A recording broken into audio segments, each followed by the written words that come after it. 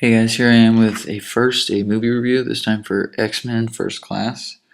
Just a general overview of the plot. The story follows Charles Xavier and Erica Lenscher, which aka are Professor X and Magneto, when they first meet in 1962, a little bit prior to the Cuban Missile Crisis.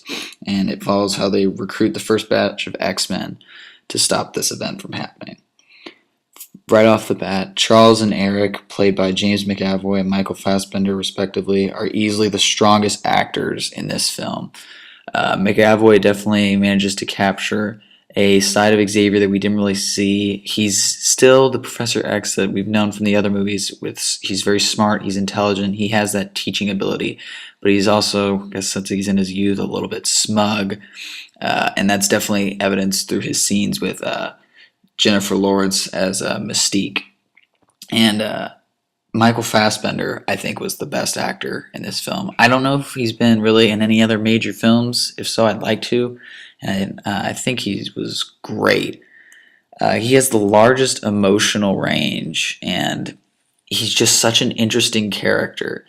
We know from prior X-Men films in the beginning of this one that he was in Auschwitz in World War II, and he's really seeking revenge. This whole movie, it's a revenge story, and how Charles is trying to convince him that it says it in the trailer, killing will not bring you peace, and he says peace was never an option. And he's just brilliantly acted here, and I hope to see more from him. As I said, Jennifer Lawrence played Mystique. She also added some depth to that character. I feel like Mystique was kind of glossed over in the other three movies, X-Men movies, despite actually being in all of them. She wasn't. It just added some more depth to her character, and it was an interesting dynamic between her and Xavier, and then switching to her and Magneto. Kevin Bacon as the villain Sebastian Shaw is just serviceable. Nothing especially great, but he keeps the plot momentum going. This movie's emphasis is definitely on the characters and their development throughout the movie, how they grow, what they learn about themselves and each other, which I think is kind of a different compared to most superhero movies. Now, to me, that means there's much less of an emphasis on action. Now, don't get me wrong, there is action in this film, and what action there is looks very good. Special effects are, and the CG I think is pretty nice throughout the entire film. However, going into a superhero film, I think most people have a certain expectation of a level of action, and I don't really think this film meets that. I'd be lying if I said I wouldn't have liked to see a little bit more usage of all the mutants fighting with their powers. I feel like it was maybe a little light on that. However, I still did enjoy what was there, and everything that was there looked cool. To go hand in hand with that, I don't really understand some of the choices they made for some of the mutants here. Some of them just weren't particularly interesting, and I understand why they went with different X-Men, because they didn't want this to feel like a retread of the previous trilogy.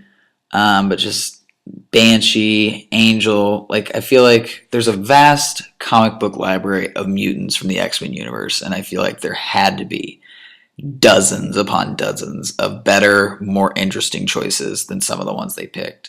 And especially some of the villain mutants in this are, I know one, the guy who does the can create tornadoes, Riptide, doesn't even have a line in the whole movie.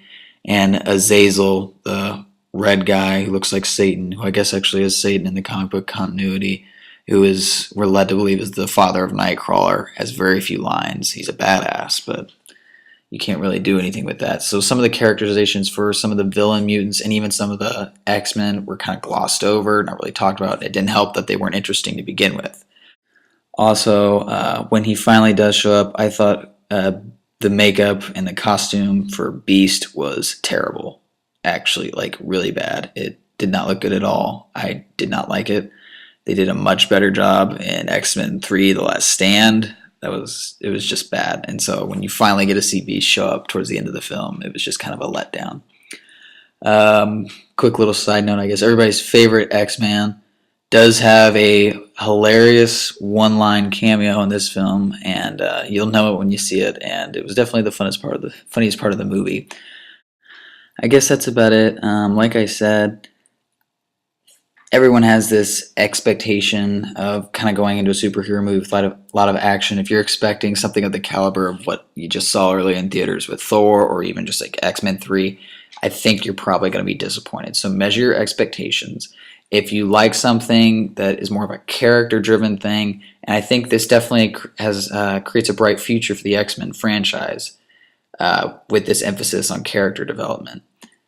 And they say that Fox says they want to make a trilogy out of it. I don't know how they're going to do that because I didn't see there was much left to do after the conclusion of this movie, but I'll leave that up to you guys. So if you're interested in something that's a bit of a period piece being set in the 60s and definitely an emphasis on character, and you're not going in this to see, a summer popcorn blockbuster like Transformers or something, I think you'll enjoy it. Thanks for watching, guys. I got several more movie reviews to put up. I'm just lazy like that, so I'll keep them going all summer for you. Thanks for watching.